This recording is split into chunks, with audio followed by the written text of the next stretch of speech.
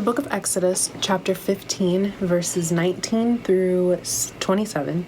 And then we'll do the entirety of chapter 16 and then chapter 17, verses 1 through 7.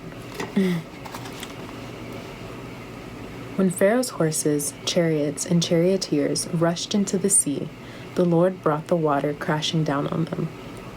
But the Lord of Israel had walked through the middle of the sea on dry ground. Then Miriam the prophet, Aaron's sister, took a tambourine and led all the women as they played their tambourines and danced. And Miriam sang this song: "Sing to the Lord, for he has triumphed gloriously. He has hurled both horse and rider into the sea." Then Moses led the people of Israel away from the Red Sea, and they moved into the desert of Shur. They traveled in the desert for 3 days without finding any water. When they came to the oasis of Marah, the water was too bitter to drink. So they called the place Marah, which means bitter. Then the people complained and turned against Moses. "What are we going to drink?" they demanded. So Moses cried out to the Lord for help, and the Lord showed him a piece of wood. Moses threw it into the water, and this made the water good to drink. It was there at Marah that the Lord set before them the following decree as a standard to test their faithfulness to him. He said, "If you will listen carefully to the voice of the Lord your God and do what is right in his sight, obeying his commands and keeping all his decrees, then I will not make you suffer any of the diseases I sent on the Egyptians, for I am the Lord who heals you."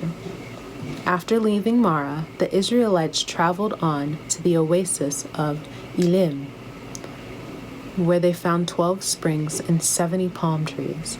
They camped there beside the water. Then the whole community of Israel set out from Elim and journeyed into the wilderness of Sin, between Elim and Mount Sinai.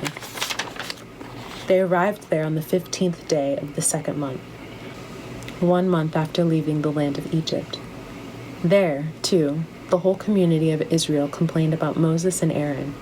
"If only the Lord had killed us back in Egypt," they moaned. "There we sat around pots filled with meat and ate all the bread we wanted. But now you have brought us into the wilderness to starve us all to death." Then the Lord said to Moses, "Look, I'm going to rain down food from heaven for you. Each day the people can go out and pick up as much food as they need for that day. I will test them in this to see whether or not they will follow my instructions. On the 6th day, they will gather food, and when they prepare it, there will be twice as much as usual." So Moses and Aaron said to all the people of Israel, "By evening you will realize it was the Lord who brought you out of the land of Egypt. In the morning you will see the glory of the Lord, because he has heard your complaints, which are against him, not against us. What have we done that you should complain about us?" Then Moses added, "The Lord will give you meat to eat in the evening and bread to satisfy you in the morning, for he has heard all your complaints against him. What have we done? Yes, your complaints are against the Lord, not against us."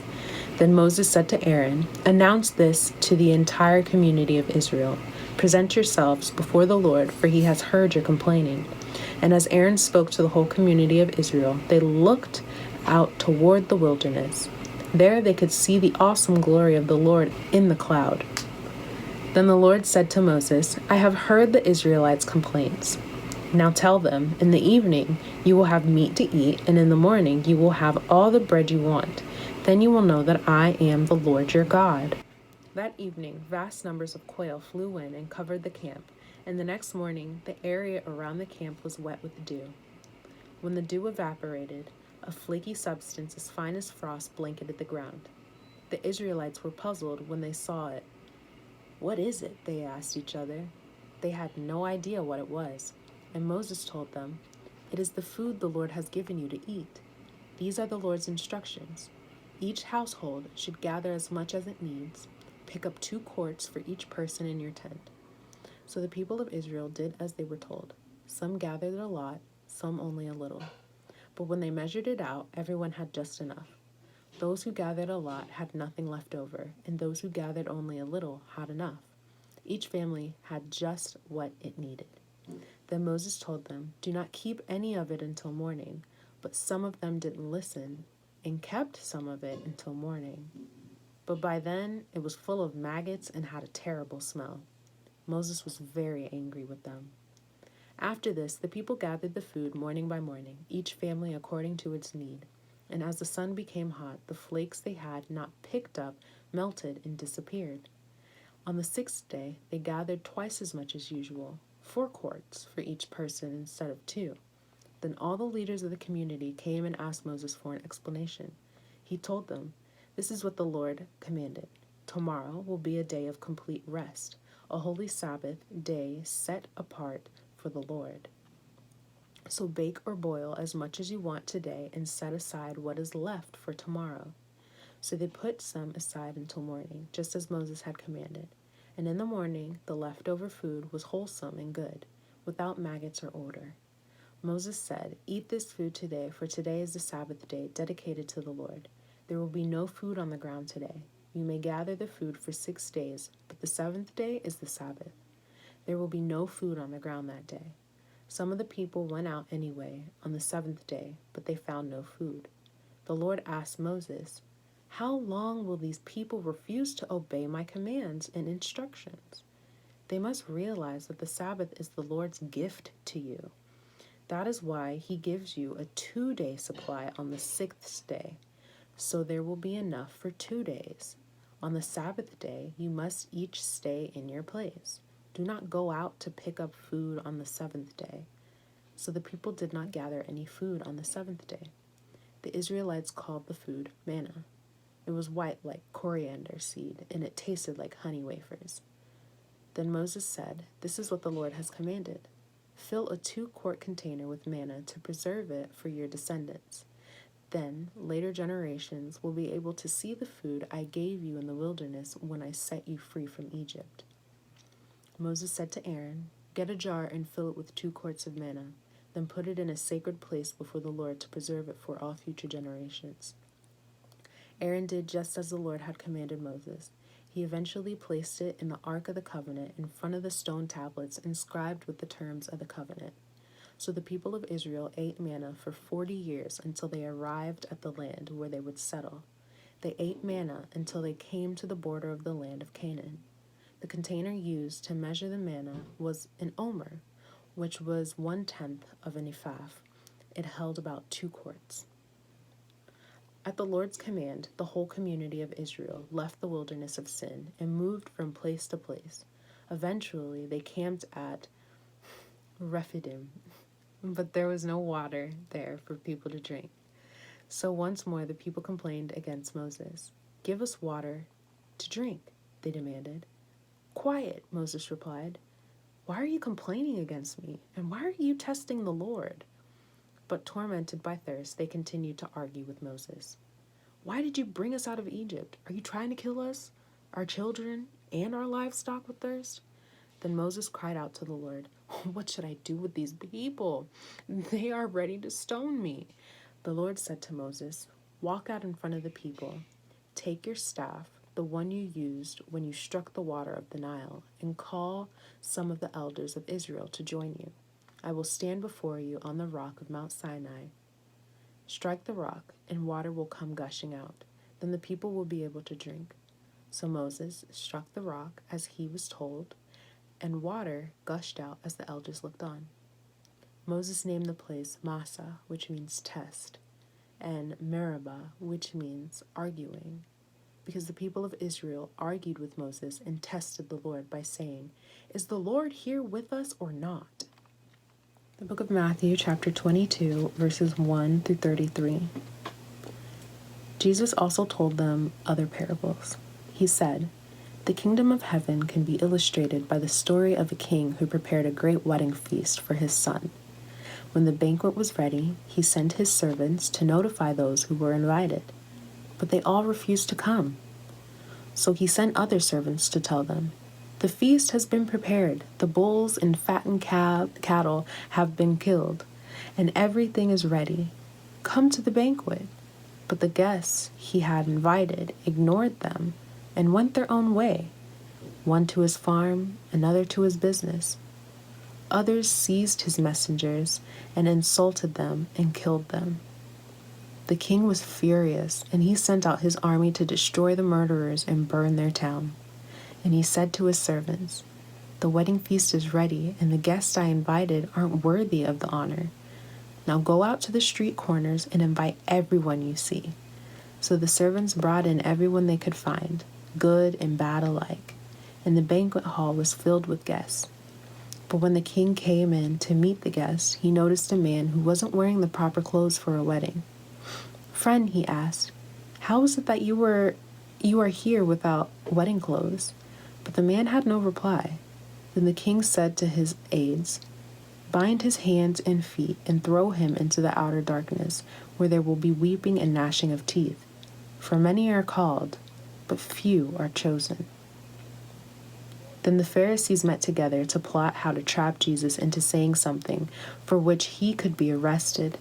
They sent some of their disciples, along with the supporters of Herod, to meet with him. "Teacher," they said, "we know how honest you are. You teach the way of God truthfully. You are impartial and don't play favorites. Now tell us what you think about this. Is it right to pay taxes to Caesar or not?" But Jesus knew their evil motives. "You hypocrites," he said. "Why are you trying to trap me? Here, show me the coin used for the tax." When they handed him a Roman coin, he asked, "Whose picture and title are stamped on it?" "Caesar's," they replied. "Well then," he said, "give to Caesar what belongs to Caesar, and give to God what belongs to God." His reply amazed them, and they went away. That same day, Jesus was approached by some Sadducees, religious leaders who say there is no resurrection from the dead. They posed this question: "Teacher, Moses said, if a man dies without children, his brother should marry the widow and have a child who will carry on the brother's name. Well, suppose there were 7 brothers. The oldest one married and then died without children, so his brother married the widow.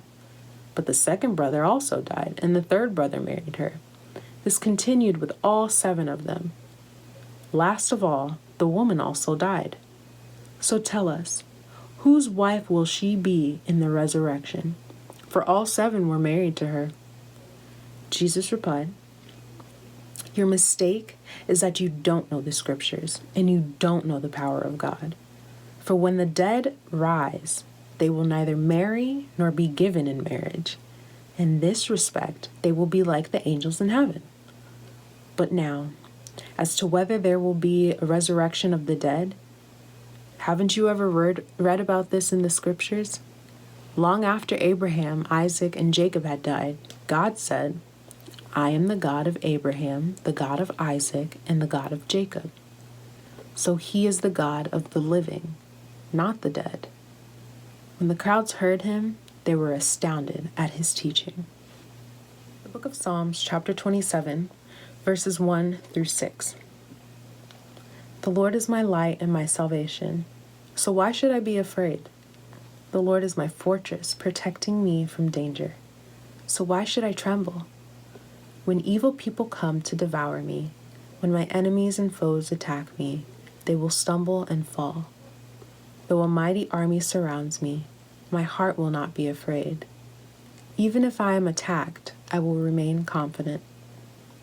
The one thing I ask of the Lord, the thing I seek most, is to live in the house of the Lord all the days of my life, delighting in the Lord's perfections and meditating in his temple. For he will conceal me there when trouble comes. He will hide me in his sanctuary. He will place me out of reach on a high rock. Then I will hold my head high above my enemies who surround me. At his sanctuary I will offer sacrifices with shouts of joy, singing and praising the Lord with music. The book of Proverbs, chapter 6, verses 20 through 26. My son, obey your father's commands and don't neglect your mother's instruction. Keep their words always in your heart. Tie them around your neck. When you walk, Their counsel will lead you. When you sleep, they will protect you. When you wake up, they will advise you. For their command is a lamp and their instruction a light. Their corrective discipline is the way to life. It will keep you from the immoral woman, from the smooth tongue of a promiscuous woman. Don't lust for her beauty. Don't let her coy glances seduce you. For a prostitute will bring you to poverty, but sleeping with another man's wife will cost you your life.